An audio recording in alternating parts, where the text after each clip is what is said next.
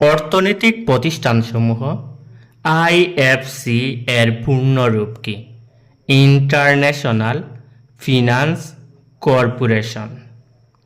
IFC কবে প্রতিষ্ঠিত হয়? 20 জুলাই 1956 সালে। বাংলাদেশ আইএফসি এর সদস্যপদ কবে লাভ করে? 18 জুন 1976 সালে। আইএমএফ এর পূর্ণরূপ কি? International monetary fund. Bangladesh IMF এর সদস্যপদ লাভ করে কবে? 10 মে 1972 সালে।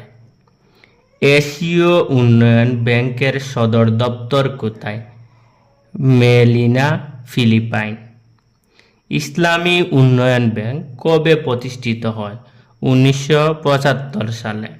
সিরডাপ এর সদর দপ্তর কোথায়? ঢাকা। আইডিবি এর সদর দপ্তর কোথায়? জেদ্দা, সৌদি আরব।